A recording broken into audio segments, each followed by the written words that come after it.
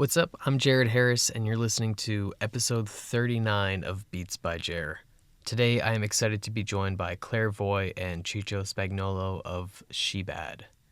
Based out of Guelph, Ontario, Claire and Ciccio formed the jazz fusion meets folky singer-songwriter meets neo-soul meets pop band back in 2019. Citing Stevie Wonder, Hiatus Kaiyote, Amy Winehouse, Daft Punk, and Erykah Badu as some of their biggest influences, the band has gone through numerous iterations but found their stride as a five-piece in 2024. Currently, the band is coming off of a massive year, which saw them open for Anomaly at the Great Hall and Kamasi Washington and Thievery Corporation, both of which were at Toronto's History. Additionally, their single Black Walnut charted at number 5 on Tokyo's J-Wave radio. Shebad's 2024 culminated with the release of their debut full-length album, Music is the Answer. The album is a true post-genre musical odyssey that shines not only for its subtle yet exceptional level of musicianship, but also for how it pulls from a beautiful myriad of influences while remaining entirely original. Shebad is clearly inspired by a range of artists, yet Music is the Answer sees a band that has crafted a unique and distinctive sound all to their own. In this sense, Shebad has effectively used the full-length format of the album to deliver a record that should be considered a seminal breakthrough and should inspire a new wave of fusion music. Here is my conversation with Claire Voy and Ciccio Spagnolo of Shebad. Claire Voy and Ciccio Spagnolo, thank you so much for joining me today on Beats by Jer. Hey, thanks so much, Jared. Thanks for having us. I'm looking forward to this one. And of course, congrats on the new record, Music is the Answer. Thank you very much. So this is an incredible album, but before we get into the album, let's get into the road towards Music is the Answer. Tell me about the band and what you guys have been up to in the years that have led you to this point. Yeah. We started in 2019. We've all been kind of musicians around where we're from in Guelph, Ontario. It's pretty musical town, but nothing too like it's a small scene. Very like homebody. A lot of people support each other. Very chill. And we were playing some gigs. I had a trio, and we were playing some jazz gigs, and I invited Claire up to sing just at a local cafe called the Bull Ring on campus. We were all students at the university at the time. And Claire came and sang, and Claire's an unbelievable vocalist. And For sure, yeah. yeah, I really was like, wow, you're so talented. Because I remember seeing her. We had one music class together, and she was in visual arts, and I sort of like saw on her Instagram that she sang as well as had amazing art, and I was really like, oh, I would love to connect. And I had different projects going at the time, but it was just I was very excited to start and create things with peeps. And so after Claire came up and sang, we just sort of decided, the two of us, like, why don't we try our best at writing? We'd never written a tune before to like really have finished or a completed recording or song as songwriters.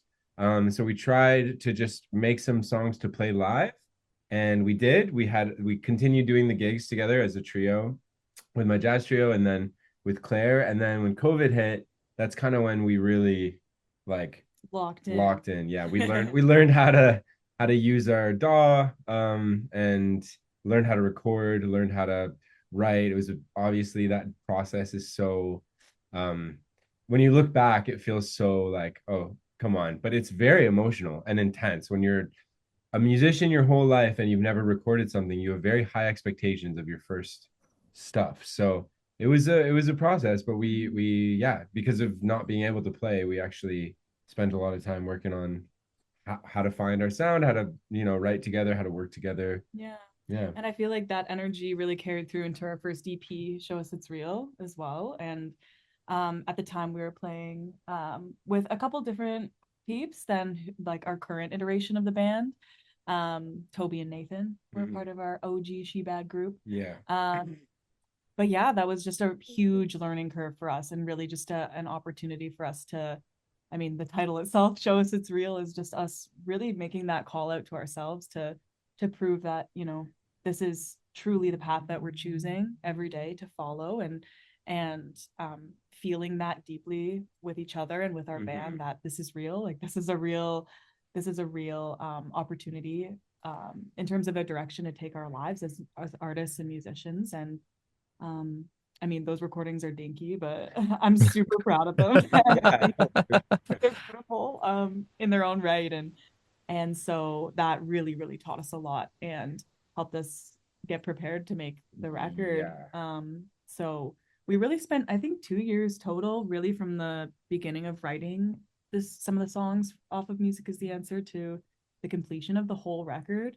So So the first EP, Show Us It's Real, is it comes out in 2022, and then from there is when you start really Yeah. focusing in on the next one. exactly, yeah. Yeah. Cool, cool. Yeah. Uh, And yeah. No, no, go ahead, Jay. I was gonna say that first EP, because you were talking so much about learning how to record and produce, was that like made entirely DIY? Pretty Yes. well. Yeah. I mean, Cool. even Music is the Answer was, it was like elevated DIY. But Yeah. but Show Us It's Real was very DIY. It was just us. We produced mix. We mixed it together. We had a friend master it. But honestly, yeah, like it was our first time mixing too. And so that's why, the mix sounds a bit dink, but like getting another person to mix helped us a lot with Music is the Answer. And we were fortunate enough to have it be a neighbor of ours. He's really Yeah. talented Guelph guy Who really named, allowed us to be a part of the process yeah, as he let well. us sit in, and we really, he's more of a rock musician, so we really pulled him into our sound more. And he was like, I've never had a mix end up sounding like this, but it's just what works with the tunes. So yeah, yeah, it's interesting too, because I just feel like your question about, the journey to get to putting out Music is the Answer, and obviously, yeah, just what all the amazing things that have kind of fruited from that space is, I think a lot of it, the journey of going from a band that is like, I've been in university bands, it's fun, it's not, you never know how seriously you should take it almost, and it takes a lot of Mm. I think the journey was mostly convincing ourselves first, obviously, got that kind of down, and then you got to convince the band members, or you got to find the band members, and then you got to convince, Build up a team yeah, from build there. up your team, build up. So it was like, I'd say the first 5 years of the project, had amazing milestones that were really necessary for us at the ages we were at too. And like in our growth and whatnot, some of those noteworthy milestones would be like, our first big festival was Riverfest, and that was really special for us. And, just getting on our first curated playlists and whatnot was very like, those are really cool to see, like, oh, green flags, we should keep doing this, we should keep making stuff. Yeah, but For sure, absolutely. yeah, yeah. And I mean, like, it's so. Does it feel like it's happening really fast? Because I mean, you started in 2019, and you've mentioned these different iterations. It sounds as though that you two are the center of all of these. Um, but as you're kind of moving through this, you're learning how to produce, you're learning how to record. What was, I guess, the first green flag for you guys? Like you mentioned convincing yourselves, you mentioned the emotional process of making those first recordings. Like what was that first moment for you that was like, oh, this is for both of you. This is something that we should pursue and really push and throw ourselves into. We're looking at each other and smiling right now because we both know the moment. It was the second time that Chicho and I hung out together.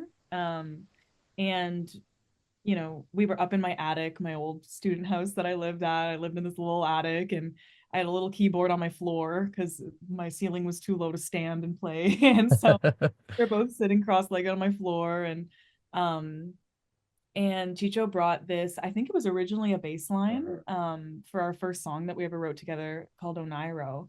And he played it on the keys. And immediately I had a melody that I was just singing along to it. And we were just kind of sitting in that groove for a little while. And we wrote Onairo that night. And so I think it was really just this moment of just feeling that connection with each other and just being like, whoa, like I haven't ever written a song like this that feels so resonant, that feels just so It was interesting. It exciting was too. very intriguing to write a song like that with someone else. Especially when you're a new songwriter, because I think when you're a new songwriter, you're trying to write, like if I was to write a song by myself, it wouldn't have sounded that way, Mhm. obviously. Mm. But you wish it could. And so Yeah. you don't know what that is until you kind of find another person, or I don't know, something that clicks. And so I think for us, like making songs that sounded like the music we listen to and that we love was very inspiring.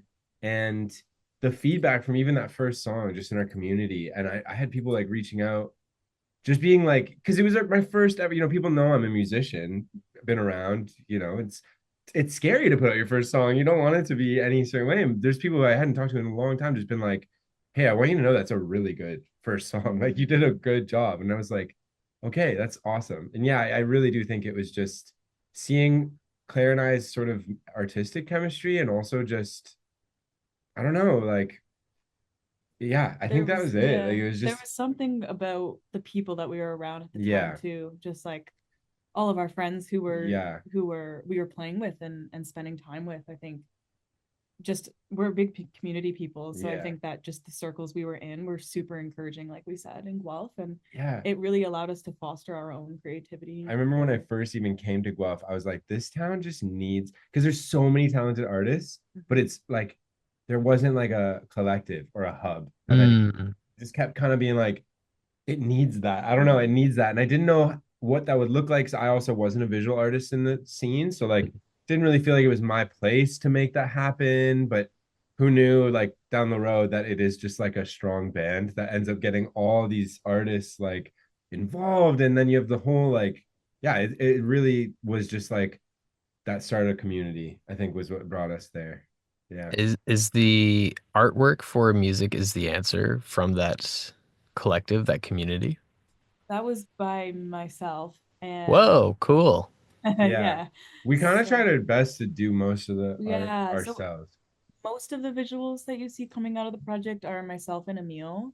Emil is a really incredible designer and visual artist as well. I actually met him in my arts program, so we went through that together. And yeah, it was really, I mean, all three of us, Emil, Chicho, and I really had the visual world that we're trying to create through Shebad, and then Emil and I are typically the ones to Yeah, execute I'm it. more like the ideas. The ideas But I, guy. I think I have good ideas, and oftentimes I've proven that they are good ideas. So I'm like, yeah, but I'm definitely not the hand that does it compared to these two, or like Emil and Claire. Emil's really quickly becoming. It just hasn't been enough time for it to really be like a trio, but it's Mm. close to that now Mhm. because he's brought so much, and in the new stuff that we're working on, like he's a big sound in it. So yeah, now that we've got like we're kind of past all that proving phase, I think now it's just doing it like and just keeping your head like Mhm. above water. Yeah, yeah. What does Emil play? He was I think you've seen him play too. He plays keys and saxophone. Oh, cool. Yeah, yeah, yeah. And him and I switch. Like I play keys sometimes too. I don't think you got to see that, but I Yeah. don't for think so. No, I yeah, think we had to play a short set at yeah, for the listeners. Jared was at we met at Kamasi Washington when we opened for him. And yeah. It's that was an unreal show. yeah, thanks. Yeah, it was You're telling us, that was man. the second time that band has played that iteration of our band played together live. The second time. I mean, that's super impressive because if you asked me that night, I would have thought that you guys had been playing together from the get-go. Wow. Um, but it's come up a few times, this idea of different iterations of the band. Um, Instrumentation is super unique. For you guys, right? Because it's jazz, it's neo soul, it's pop, but you also have strings and you have horns and you have all of these different voices.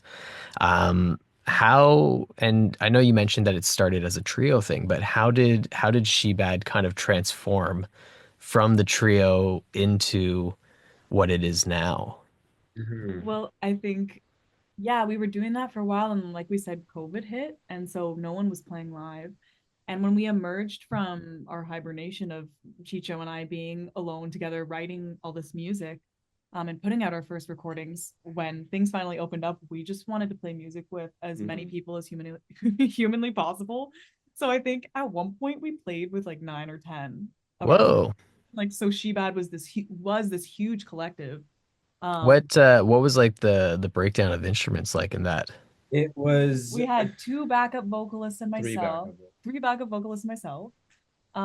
Saxophone, keys, bass, guitar, drums, And I think just I think that's it. The horn played trumpet and as then the well. horns. We didn't Yeah. have strings at the time. Bridget Yeah. really brought that. But yeah, so it was big for a sec. Then obviously, yeah, it's like you learn it's not easy to have a big thing and people's commitments, everything. It's always been really like we've had a lot of changes in the band, but it's never been a problem, I guess. Like we still feature a lot of those people. They come up at gigs to play on a song or two because most of the time it really is just like to choose music as a career is very daunting. It takes a lot of effort. It also takes a lot of guts and risk.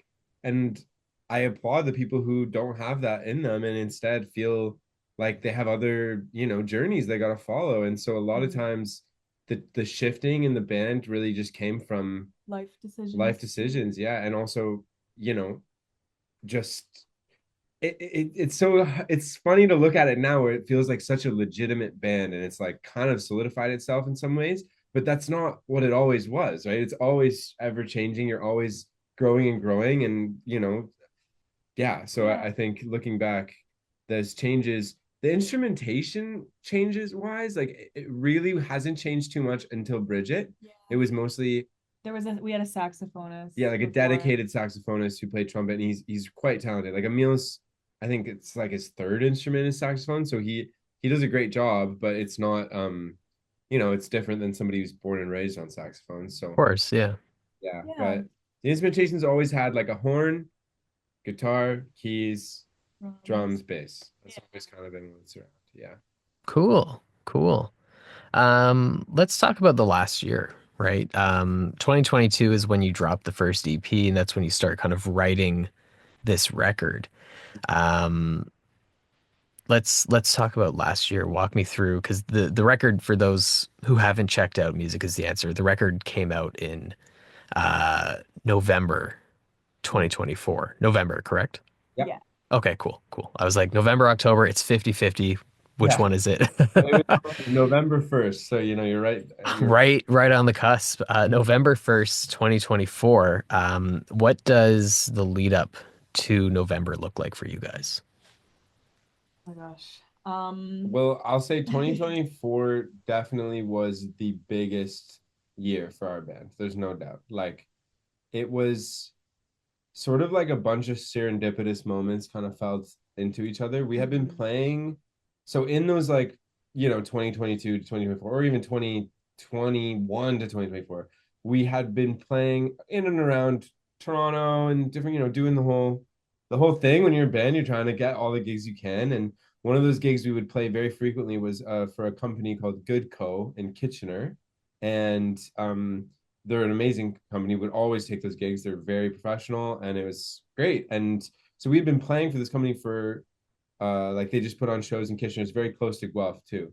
And so we would be playing for them probably I'd say 7, maybe 8 times over the course of that period, to the point where like we kind of became friends with the director of the company, Good Code, Amit, who then sort of I had come to him before being like, hey, we're trying to grow, like can I just get some advice? Just kind of reaching out in this way. And he kind of saw like, oh, wow, like these guys are really pushing it. And he's managed before. And so he was like, you know what?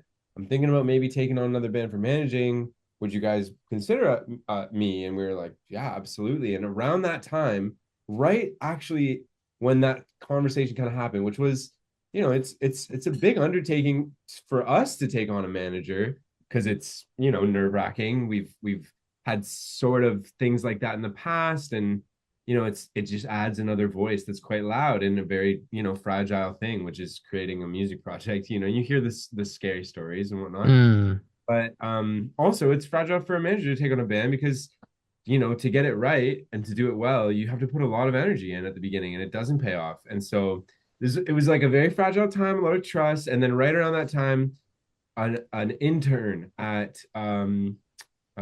Live Nation was like, hey, I've been following you guys for a long time. I have an opportunity to kind of like get you in London opening for Anomaly. And I've like listened to Anomaly since I was a kid. You know, he's one of those extremely virtuosic pianists. And I was like, wow, oh my gosh, that's so incredible. And that was right around the time where Amit kind of onboarded. So And we had also just kind of onboarded Bridget and Emmett as well, who yes, are in our or current the current roster. Emmett plays drums, Emmett Leacock, and Bridget Walsh is a virtuosic violinist who we are fortunate enough to play with as well. Who are students at the university. So they we kind of met them through them just coming out to our shows. Yeah, they'd come out to our shows. Emmett, when you saw him at Kamasi Washington, was 19 on stage there. So Oh, cool. Wow. they're youngins. Yeah, we're in like our mid 20s.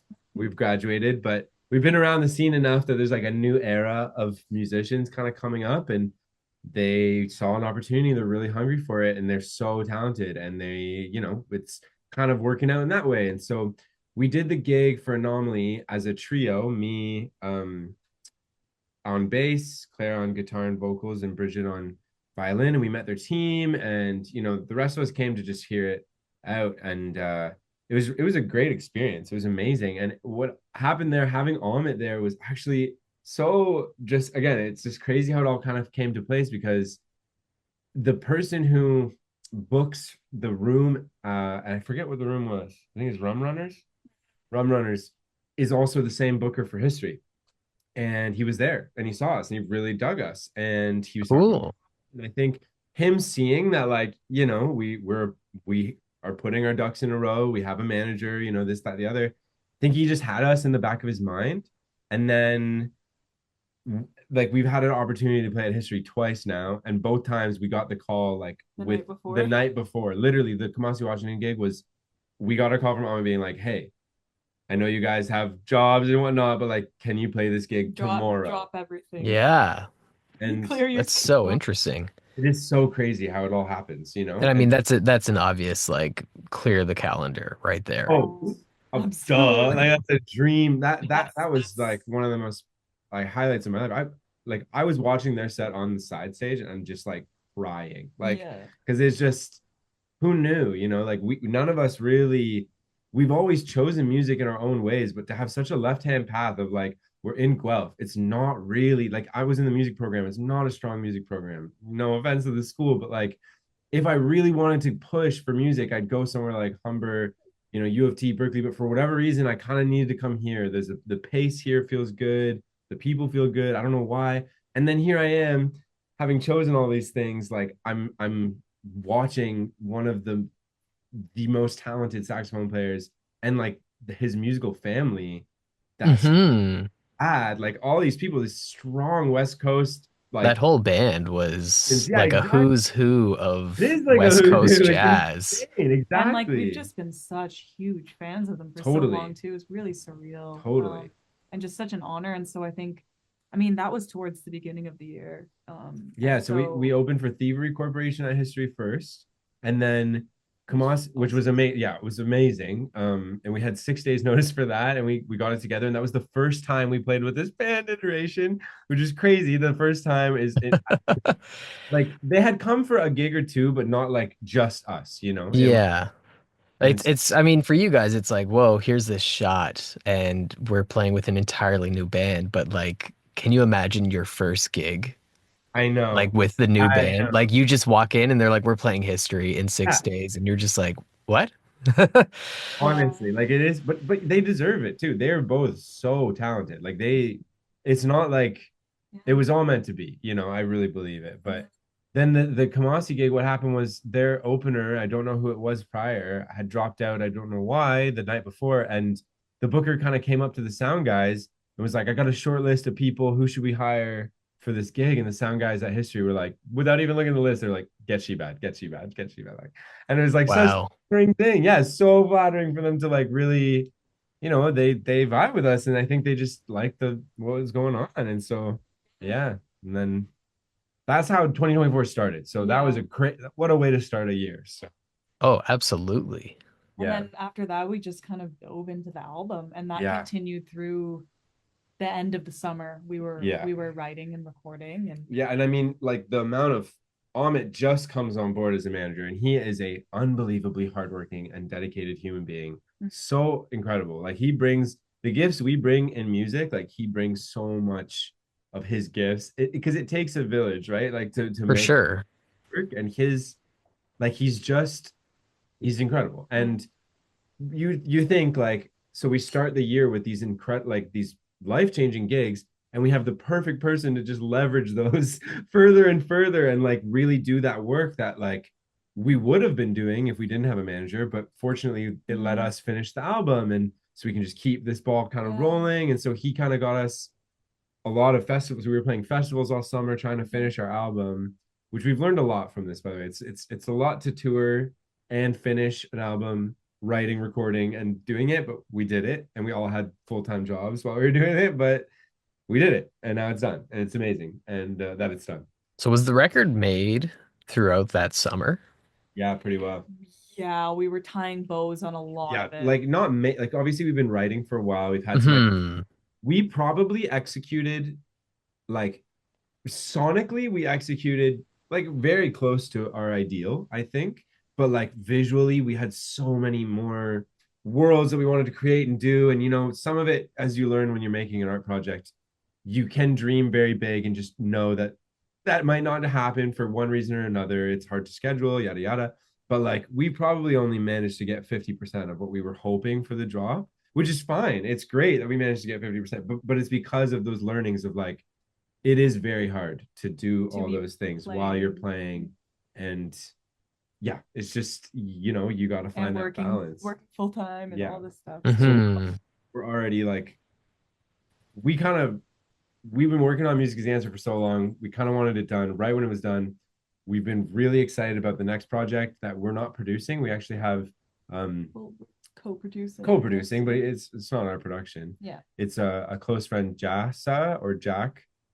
He and I are like childhood friends, and he's so talented. He made Inner Rise. It's one of our songs. It's actually our best performing song, and it's got this more of a dance vibe, which we really love dance music. And so this next album is in that world more, and we've already got it. Like we're starting. It's like we're just coming out in 2026, and we just know now it's like get it done before, and then you can do your summer. Like we're trying to have it done by fall. Mm. So we can Hmm. finish the visuals. We can focus on the release because I really believe in those songs, and I believe in like the foundation we've built as a band. So yeah. Anywho, we learned a lot from the release of Music is the Answer for For sure. sure. For sure. And it's so cool that you're already starting on the next project. Like it's 2 months old at this point and it's on to the next one. Um, but let's talk about music as the answer. Let's talk about the writing and the recording. We've kind of talked about like the period in which it was done, but like, do you have any stories of making this record that really stand out to either of you? Probably a million. Yeah, like definitely. I can think about, Yeah, I can think of quite a few. I mean, even just the title, there was only one time we second guessed the title, and I'm happy we still went with it. But the title really came from like Claire and I have always wanted to make an album. Who doesn't want to make an album? If you're a musician, you make an album. Absolutely. That's like the goal. And you want that album to be great. And I really thought like, I'm a big fan of Victor Wooten. He's huge proponent of the Yeah, yeah. The bassist loves Victor Wooten. basis. Oh, what? Oh my gosh. I, And he, you know what? I will say though, like jokes aside, outside of like jazz communities, he doesn't, he's very overshadowed, I think. yeah, well, and Like also he's an absolute monster. well, he's a monster, and like he actually kind of inspired my career. Not gonna lie, like I'm my job outside of music is I'm an outdoor educator, like outdoor school teacher, and Oh, he cool. showed me that because he runs a music and nature center, like that's his summer gig, and so Oh, I like had no idea. yeah, and so like he's written some books and stuff. I've been reading his books like when I was younger, and he kind of was like, I was like, you know what, I love being outside, I love working with kids. I'm gonna try to do this more. And now I'm working at the outdoor school in Guelph, and I'm a gift to the institution by being a musician, and they're a gift to me because I get to go outside and be, connected to nature. So he was a huge influence on me, and his sort of like spiritual approach to music has a lot to do with like how much music can do, and Mm, how like it's a weapon, absolutely. Like if you can change the mood of thousands of people depending on what you play, and it's the truth, and it's not to be taken too seriously, obviously, because it's just airwaves at the end of the day, but like it is also such a powerful thing. And I think Claire had said, like, I forget, I think we were just writing a bio or something, and you wrote like music is the answer, love is the message. And I really loved that. And then I was thinking, what a cool thing it would be if like my first album I leave the world with was like music is like just that title, music is the answer. Cause it's like that can be so independent and broad, and it also just really helps encapsulate our sort of squishy spirited love for the world and music, and how we're just really trying to choose it as much as we can and be like I don't know, be conduits and I, be yeah, I had a feeling it was like a universal answer. Like totally. Like it's just not like that is the vibe of the record, but I did have in my notes like ask what the question was. Yeah, yeah, we don't actually know the question. I don't know. Whatever Whatever. the question is, the answer is Exactly. yeah, The answer it's can music. definitely be music. Yeah, especially if you love it. And for us, like we both, like, I was in computer science originally. Now I'm an outdoor educator and a musician. Claire was in visual arts, chose music over and over. So it's like for us as individuals, I'd say like On that personal level, yeah. yeah. Do you have Mm. did you think for the creation of music is the answer? Oh my gosh. I Well, mean, I got I'm some, but I've going been back talking to too much. like I'm going back to like just the conception of some of these songs and how I feel like each song was birthed in a really unique way. Each one, just the beginning seed of every single song had Yeah. a different thing. Some one of our songs, Learning to Un, which is on the record, we actually wrote back in 2020 during the pandemic, when we were put into a this artist collective called Co-Create, where you get paired, a musician gets paired with a visual artist. It was like their And way during the pandemic to keep art alive in yeah, Guelph, and That like sounds really interesting. yeah, it was very exciting too. So yeah. yeah, we So were with so charity. yeah, we were with an artist in Charity Cruise, and yeah, that's when we wrote Learning to Un, and we wrote it in 24 hours because we had just procrastinated this project and the song. Uh-huh. And so we got together one night and we did the whole thing Yeah, like back recorded then. the demo of it now, and then And we knew it was special, but we didn't put it anywhere except for up on YouTube at that time. And we sat on it for 4 years until it came out on the record. So it took a lot of different iterations. yeah, and I don't know, a lot of the other tunes, I mean, The Heart we wrote while we were both going through our own respective breakups, and so Mhm. I think we needed a song for our own hearts and our own Mhm. healing, and And I remember, we wanted it to be Montrick. yeah, well, it's funny. Like I actually kind of took inspiration from uh, a tune that Kamasi's on called Freeze Tag, which I really liked just how that the vibe was of that, and I kind of It's a great somehow song. It's it's so one of my good. favorite songs ever written, and it's I don't think it wasn't necessarily like a sample of that song, but more just like an inspiration of the rhythm of that song and how they kind of made it work. And from there we kind of had this melody that was like we need something that can be sang over and over, and it kind of hits every time. And it And then wasn't you until Claire Mm. like listen to the heart inside you begging you to go, and I was like, oh god, that is so good. Because not only is it like for love obviously, but there's so many times in life that it's like, even if your heart's saying the tiniest thing, to hear that over and over again in a song, especially if you care about our band and you like us, to hear that voice is just like, who knows what that can bring. Like, and that's such a beautiful thing to put out in the world. So yeah, I've uh-huh. had multiple people tell me that song helped Yeah, them make a big decision, Wow. so to hear that, totally. Well, it's it's so sweet. Like we are very close friends with our community. Like yeah. the people who, like, after our hometown show, like for the release of this album, like there was probably like 40 people who stayed to help clean up after. Like it's that type of like people really like care about us as individuals and as a project. And so I really, that's so helpful when you're making music to For just know sure. that you're gonna at least, at the very least, impact the people who are right beside you, Yeah. so I Yeah. think that that poses like going off of Claire, what you were saying about like people saying that this song has helped them make very tough choices. Um, does that like how does that make you feel as a songwriter, knowing you have that impact, but also like do you think that it creates like a level of expectations of which you have to almost hold yourself accountable to? Right. Well, I think there's always a level of responsibility that we hold as artists. Um, in the way exactly what Chicho was saying earlier, in the sense that music has a profound power to change lives. And Hmm. I think we take that, we don't take that lightly. Hmm. However, it is this amazing and beautiful dance of the allowing yourself to be free so that you can be a conduit for the messages that end up changing those lives. And in order to do that, you do have to it sounds so corny, but free your mind and free your soul to be able to do that. So Yeah, because it's not like we didn't write a lot of these songs. I mean, yeah, we did. It's our names and it was our hands and it was our minds that got the ideas. But a lot of times it's just like it's stuck or it's just kind of something that you feel like you got to do. It's not really even and it's like really a thought. it comes back to your own you are using your own experience to relate to others. I think those are the things that hit people the deepest, and I think you really it's hard to go wrong when you're telling your story or you're sharing who you are through your music. Mm-hmm. um and just holding that trust within yourself that Mm-hmm. you're going to put out the things that matter to you, and Yeah. hopefully you touch the people around you.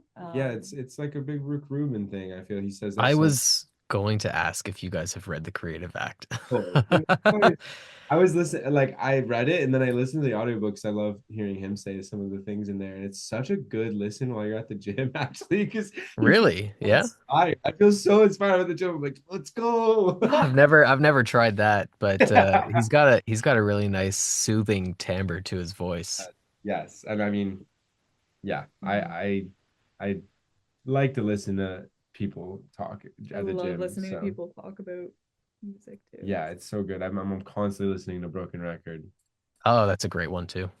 So good. It's probably yeah, probably my favorite. I've learned so much And from it. Song Exploder is a good one Songs too. for I Another great one, absolutely. love listening to Nardwar interviews too. Those are so insightful. I feel like I learned so much about music through people talking to each other, like through the artists talking to each other, like not even to each other, but just to people like this. I feel like it's a real way that for the people who are trying to listen and try to figure it out, like what does it mean to be an artist? What does it mean to be in music? Like that's the gateway. You just got to hear them talk. Well, I mean, I think that like we're like music is everywhere. Mhm. And in this age where it's so easily consumed but fast, it's consumed so rapidly without a lot of thought to it.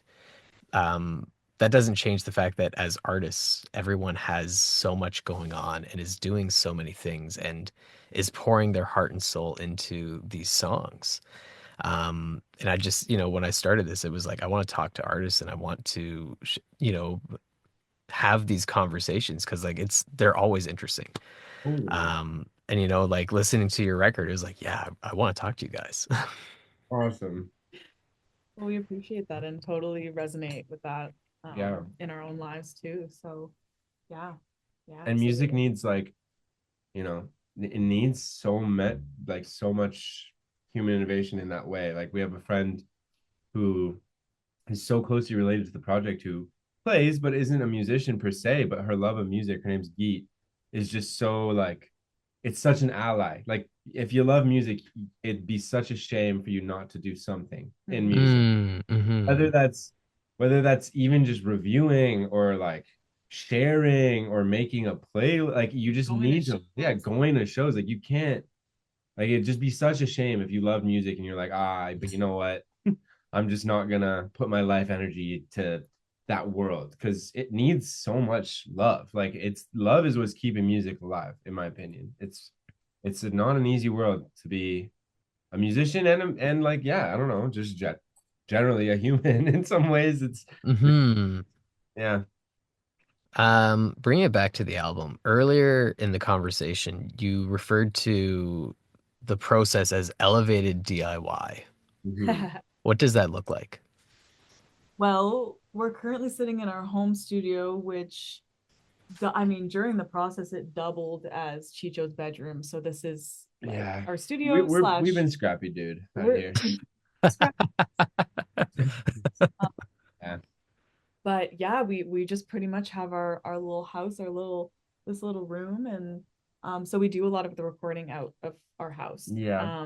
And that also looks like, It's we live together, me, Claire, and Emil. yeah. We all live together. It's been really good for us, actually. I know our other bandmates are like, I do not know how you guys live together. That's insane. But I don't know. We're just family people. I don't know. We're community people. We just love this. I don't know. And it makes it so easy to Is do. it hard to turn the creativity off when you live with your outlet for creativity?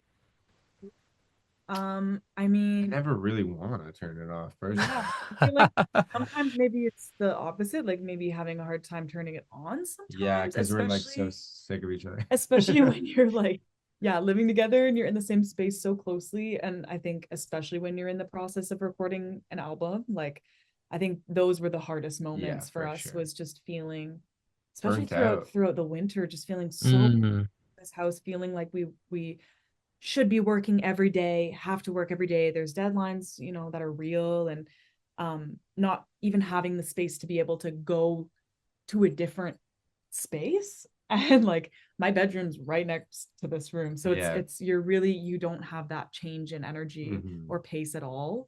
So I think sometimes it would be, yeah, just a harder time getting into the flow when you're feeling already overwhelmed by all the different aspects of the home. okay. But in terms of turning it on, I don't, or turning Yeah. it off, Turning it off. sorry. I think yeah, I just wanted to come back to what you were saying about elevated DIY. I think Mm, the biggest elevation in the DIY was that we hired our friend who is, I think the elevation is just acknowledging that you don't have to do everything, even though it feels so good to do everything sometimes. I feel like we did do everything. We proved it on Shows It's Real for my heart. Like as an artist, I just needed to do that once, why not? But then realizing, oh, like we have a guy so close to us who is such a talented mix engineer and also, is just such a nerd about this stuff. And he's our friend.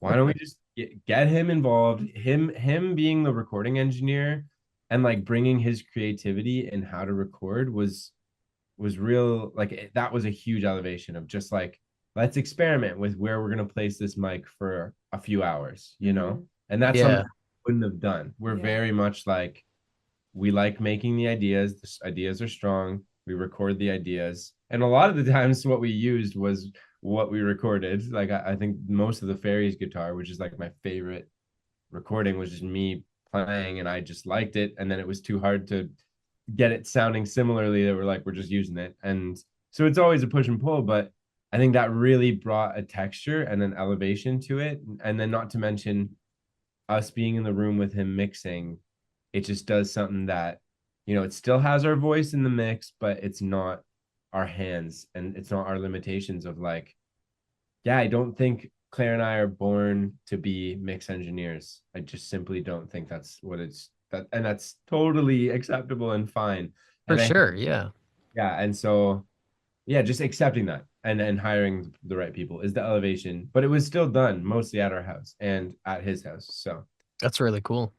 yeah, I don't think that will ever, like, I feel like most of the artists I look up to too, like I don't think we'll ever make an album that has nothing recorded at home. Something will always be Yeah. recorded at, because there's just no way. Like we love our piano here. I don't want to record on a different piano unless it blows my mind. But like, I like being alone when I do my vocal takes too. yeah, yeah, I feel like you'll always record vocals at home. It's so much nicer. So yeah, we've just kind of got used to it.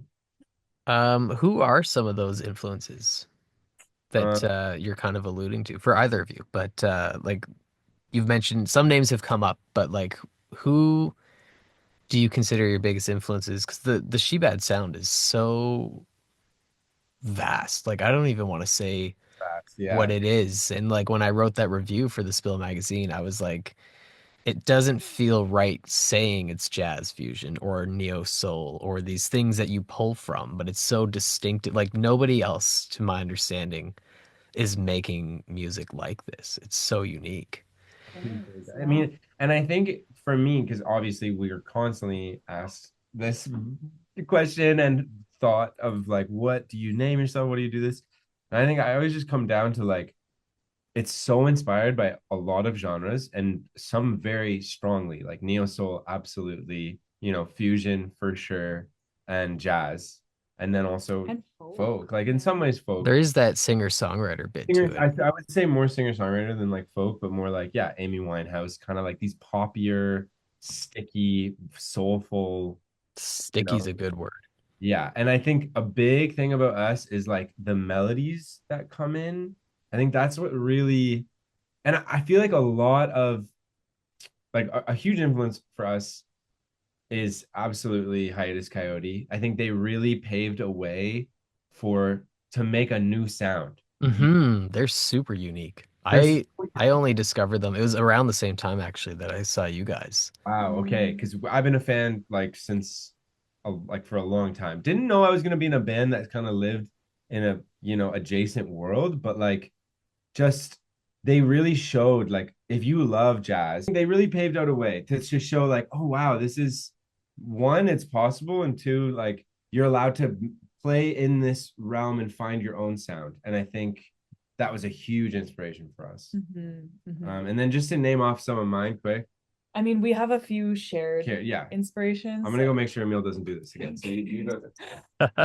Um, I think we both share, I mean, Stevie Wonder is a huge one for both of us. We both kind of grew up in our adolescence. Sorry, they're yelling at each other. We grew up in our adolescence listening to Stevie Wonder, so that's a big one.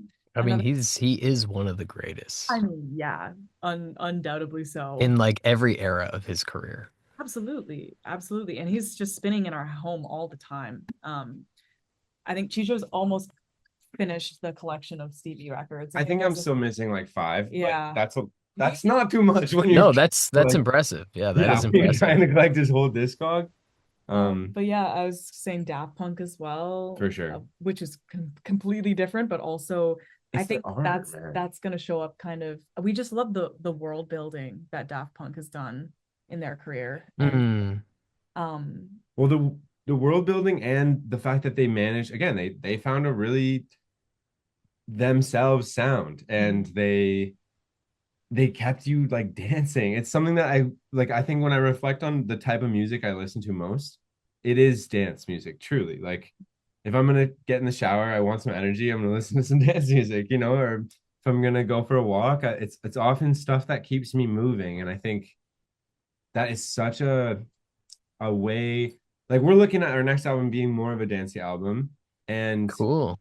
yeah, I think it's important because like it resonates with so many people. Dance does just generally stuff that makes you move. Not to say that music is the answer, doesn't make you move. It can absolutely. And I think there is a place for more of like introspection. Yeah, absolutely. And I think I the soul of it, I love listening to that sort of, you hear the artist in it, and uh yeah, I feel like what I love so much about Daft Punk though is like they made these truly timeless dance songs, Hmm. and with so much swag. Like they're so cool. Like there's their whole way of keeping things anonymous and not anonymous, and just it was just very elevated. Their whole project I mean, we can pray is, but it was very, very sick. It was just it's sick. yeah, Hmm. I think Erica Badu as well. Totally. Oh, cool. D'Angelo Yeah, are Yeah. huge, definitely. like that whole kind of era. Yeah, Outcast, all of those guys really, yeah. I really really love inspire Outkast so us as much. well. Outkast, and I think other like peeps. I love Tracy Chapman so Yeah, much. She really shaped my personal songwriting. yeah. I feel like for me, my melodic writing would not be the same without Chili Gonzalez, who is a Montreal pianist who did production on Feist, and he's a very talented producer. He's like in scenes, he's, I don't know if you're familiar with him, but I'm not. okay, his name's Chili Gonzalez. And I'm queuing him up on my Spotify. his first solo piano one, two, and three are just such melodic, like masterpieces. And I was like, holy, if you can write songs that make me feel so much, and you're just using two hands on a piano, that is like how you boil down a good melody so well. And that taught me so much. So he's a huge influence for me too. Um, I've got that queued up. hey, Cool, cool. yeah, it's very, very good. Yeah, I mean, it's very clear we love a lot of music. It is hard to boil it down. I feel like we come to the classic, 5 to 10 that we say, but I mean, I'm constantly listening to music that I'm trying to learn a lot from music. I'm again, it's that convincing that's taking you a long time to be like, oh, now all I want to do is listen and learn and grow and practice. And that's a beautiful thing, because when you're not certain about how to make a living in this world or survive or know where to go, if you don't have a guiding star, it's very hard to believe in yourself and keep going despite, you really need a lot of support. And we are both the only musicians in our family. So we didn't grow up with anyone pushing us to do music. It was very much like, well, I mean, your dad did push you, but in a different way. Like we didn't really grow up with like a path to, this is what you should listen to, this is how you should listen to it, this is how you should practice. It's like very much discovering. And so now we're just at this place where we know that any work we put into music will fruit beautiful stuff for us, whether it's going to be better songs, more confidence live, better live performances. Like no matter what we do in music, it's good if you're in the world. And so I'm listening to so much, so much. And right now we've been listening to a lot of Alice Coltrane in our Yeah. house. Cool. And it's been great because we all have this spiritual connection to music that really comes through in people like Alice Coltrane, Nina Simone, people who come through, like it comes through in this, it's totally just from a rooted space. I don't know. And yeah, so yeah. That's a really eclectic collection. And like since it was so clear, it's so interesting that you said Erica Badu because like since writing the review, I was listening to the record again, and just the way that you guys use vocal melodies and these harmonies that like really kind of just like sneak up on you. It really is like you're using your voice like another instrument. Yeah. But there is like that Badu sort of flavor to it. Yeah. Yeah. I think she is just so incredible. And I think Absolutely. like And like criminally underrated, like nobody talks about her anymore. I think we should all be talking about Erica all the Oh, time. 100%. Absolutely. It's a world of art. But yeah, I really think what it the people we're attracted to and the music we're attracted to has less so to do with genre and everything to do with the spirit that's shining through the music that these people create and um their own personal connection to music. And yeah, there are just these shining stars on this planet who bring down just the most incredible music for people. Yeah. And And despite difficulties, like, a lot of yeah, the people we look up to have moved through so much in their life to yeah, get to where they are at. And I don't think there's a musician, truly, I don't think there's a musician out there who hasn't. Even if, you've were totally in it. Like you do have to push past, like from birth, you're just born into some amazing musicians and you're in the world. Even still, like I do really look up to any musician who's made it larger and larger and made art that's changed the world. The only way you can do that is if you look at yourself, push through things that you're uncomfortable with, and continue to be vulnerable. And that is well, all the artists we look up to, I think, have that uh like characteristic. Yeah. Yeah. It's like listening to the two of you talk about music, there's so much passion. And I mean, that comes through on the record, of course. Like, it's the musicality on the record is exceptional. The songwriting is so unique. It's so, it's not contained to a genre or to an expectation. Like, you're just making Mm-hmm. really cool, really unique music that you can tell listening to it that's just like you did it because you loved it. But like, if you didn't hear that on the record, which I mean, like You heard it on the record. Uh, Hearing both of you talk about music is so invigorating. Oh, I appreciate that. Thank you, Jack. Uh, do you guys have a favorite song on the record? Ooh, Honestly, low key, it's not my favorite sonically, but it's my favorite in spirit dearly is Vernal Pool. It's a song that I went like to the first salamander migration in like that I've seen in a long time. Never seen salamanders migrate. Didn't even know they migrated to like 4 Same, years. same. That's news to me. They migrate not far. They just migrate from their little rocks into their vernal pools, which is like the pool of water that they were born in. And so all these salamanders, these spotted salamanders, I go see them in Guelph, and they just crawl into their vernal pools, and I'm seeing like 40 salamanders. It's such an it's intense so intense. feeling, and it's Yeah, so cool, it's and really, really it's cool. magic. And you see like plants you've never seen before. I'd never seen like skunk cabbage, and like they're just it's such a world in itself. It was so inspiring that I was like, I need to make a song called Vernal Pool. And then for it to end up what it was, and for Claire and I to like that space to write in, it really created a cool thing. And I am very proud of that piano on that track. And I look for it's my favorite season is spring, and it's kind of like the first warm, wet, rainy night of spring. I'm out there like with my headlamp and my rain gear. I've been doing it for like 4 years now, and it's just such a joy. And I've been filming them every year. We're working on a music video for it. And so I'd say that one it's just like my favorite. And obviously Black Walnut, not gonna lie, I just, you know, it's just such a it's such a song that I'm like, how do we write that? That's so fun. So fun that we wrote a song like that. It's so cool. Yeah. I think Black Walnut is a big one for me. I think just it's just such a fun song, and it's It's so fun to just play live too. it's Like so fun to play you live. can't make a song like that. You can't go out there and be like, okay, Claire, we're gonna write a song that does well on streaming and is fun to play live and is unique and sounds like us. Like that's impossible to do. You just have to get lucky, like and Mm. it's happened to be it's like a poppy enough for it to be something that people go back to and listen to frequently.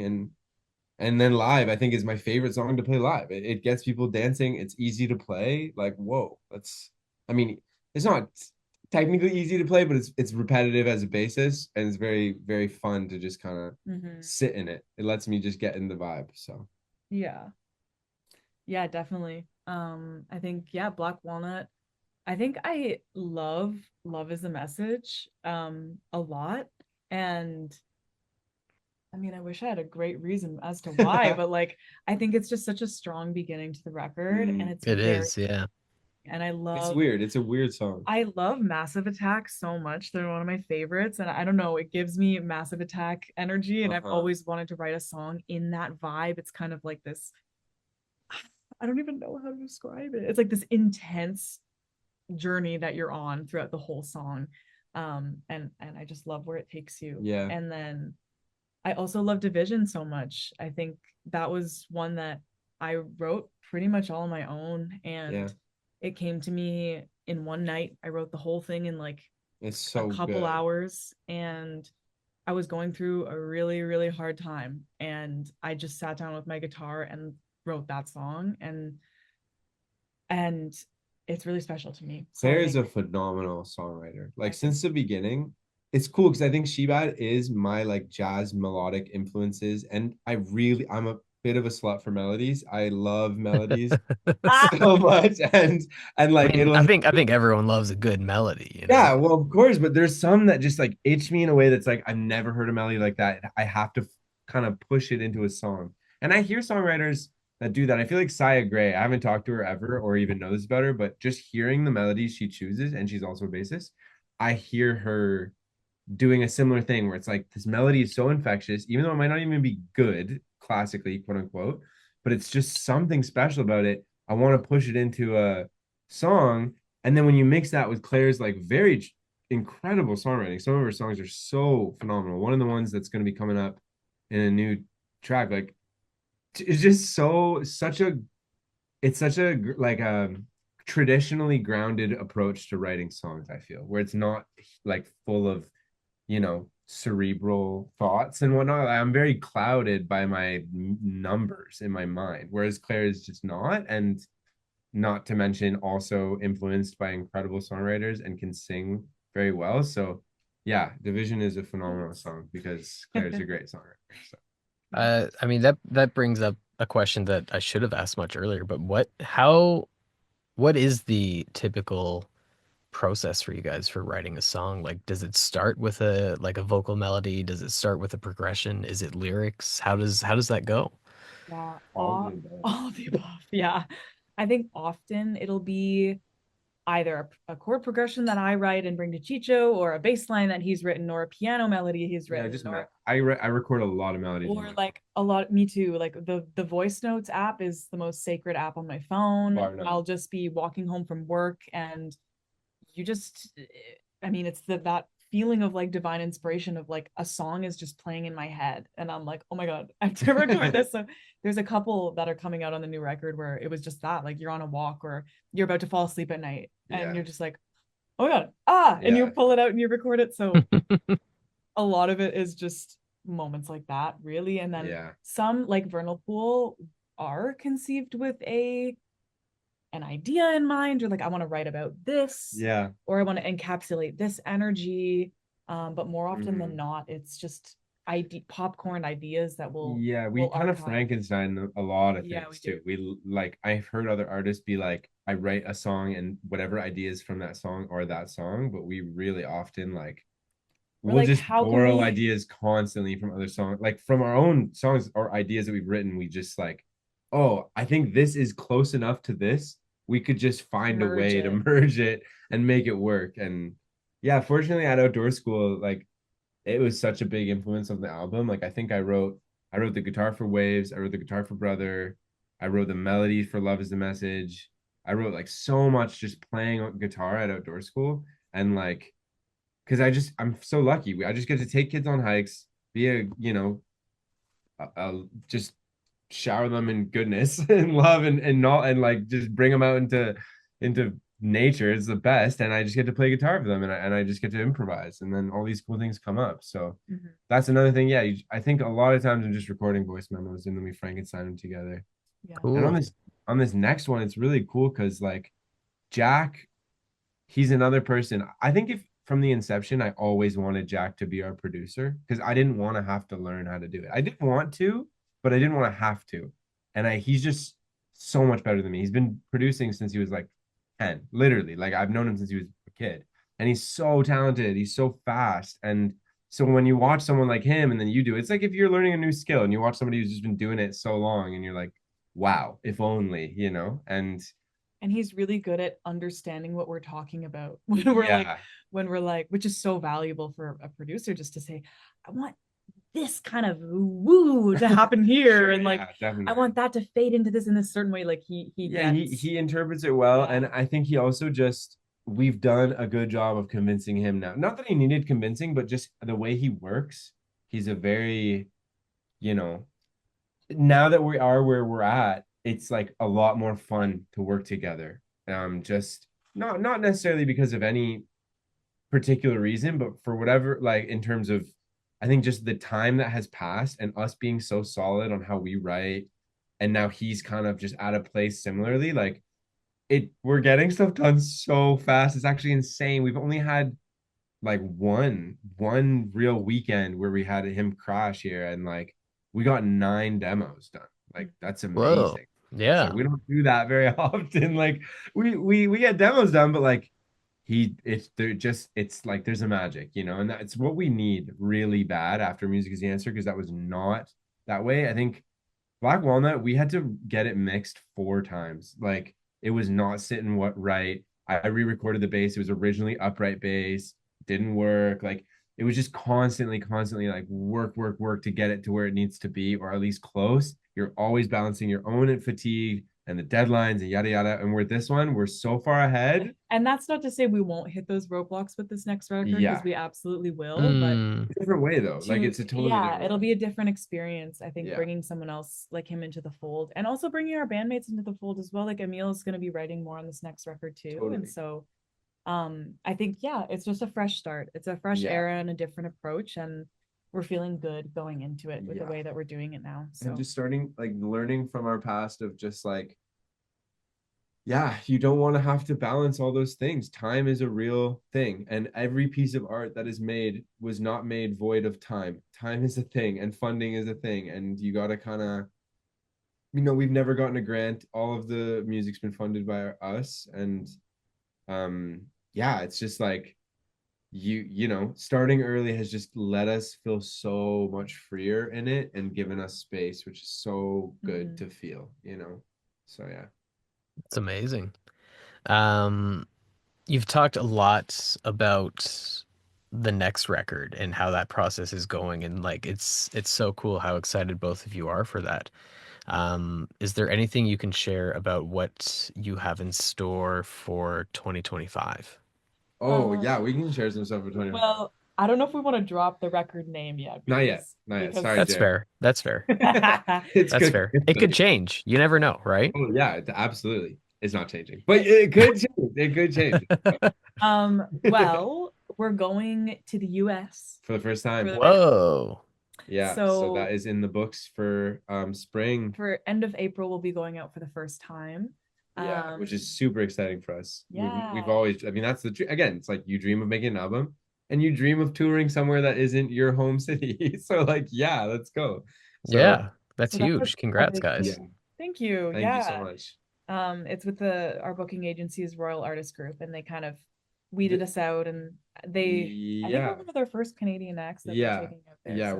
we are one of the first. They have Snarky Puppies on their sort of bookings, so it's kind of cool because we're their pop booking, like we're the poppiest in their, because they're way fusion jazz, so it's kind of they're like excited to have us because we fit what they typically go for, but in a way that's a bit more accessible, which is like, oh, what a cool. I'd rather be the pop person on a fusion alt jazz world than be the fusion person on a pop world. Yeah, personally. Totally, yeah. So that's pretty much the big exciting thing that we're all looking forward to as a band. And I think just really next weekend we're going up to Toronto to work with Jack again, so we'll be back and forth between Guelph and Toronto, and we're still like this year, so that next album is going to be coming out in 2026, but for this year we have two a bit more manageable and smaller projects to kind of keep things stoked, one of which is we really loved a lot of Music Is the Answer, and the whole time we've thought about it as like, let's go big on it because eventually it would be really beautiful to do a stripped version. That's just cool. Like some of the songs are just solo piano and some of the songs are just Claire and guitar. So we will be putting out a stripped version of that come around the same time that we're going to the States, actually. And so, yeah, it's we're excited about that. We're also trying to do some collaborations with other artists to just do some singles this year. And yeah, and we're trying to have this album ready to go and be out by like, May, June 2026, which means singles for that will come out in January, February. So it's like, yeah, it's time, do our best, keep our head up, stay healthy, stay smiling kind of thing. Cool. That all of that sounds incredibly exciting. I'm looking forward to hearing that stripped down version of the record. Oh, awesome. Thanks. Yeah, not all the songs will be there, but the ones that we think are important to be stripped will, which I think it's just another take on it, because I feel like that's something that happens with us a lot too. We really don't, it never feels like, because our live is so different from our recordings too, it doesn't ever feel like the one thing is the song. Like it really does feel like there's room for us to do a stripped version and a recorded version, and for our live version to take some creative liberties, because it's just sort of us, Cool. Well, that brings me to my last question. The last thing I have in my notes here, the question that I like to leave everyone with: what are your 3 desert island records? Oh my god. It's an impossible task, I know. Oh my god. Oh my God. I'm like, I want to run to my little vinyl set, like Me too. my vinyls and be like, which one, which one? Okay. Oh my God, this is the Yeah, hardest this is question. really hard, man. Um, Off the cuff for me, Okay, you go first. it's got to be Songs in the Key of Life. Hmm. Ah. Honestly, I hate to be this guy because I'm taking all of them. It's gonna be Songs in the Key of Life and Choose Your Weapon. I honestly, though, I could live. Oh, but I really would love to have a Snarky Puppy album. I remember telling this myself one time when I traveled a lot and I was in my tent and I was like, I could listen to Snarky Puppy forever because yeah, I learned a lot about how to arrange big stuff from Michael League in Snarky Puppy, and there's so much going on that I could listen to that forever and be learning constantly. So that's tricky. Maybe I'll leave that one. So I'll say Songs in the Key of Life, Choose Your Weapon, and Snarky Puppies, We Like It Here. That's what I'll say. Those are my three. Cool. I like them all. You can take Okay, that one. I'm gonna say New Beginning, Tracy Chapman. So good. I Mm-hmm. have Mm-hmm. I have the CD in my car and I just am always listening to it. I love it so much. Um, I will also say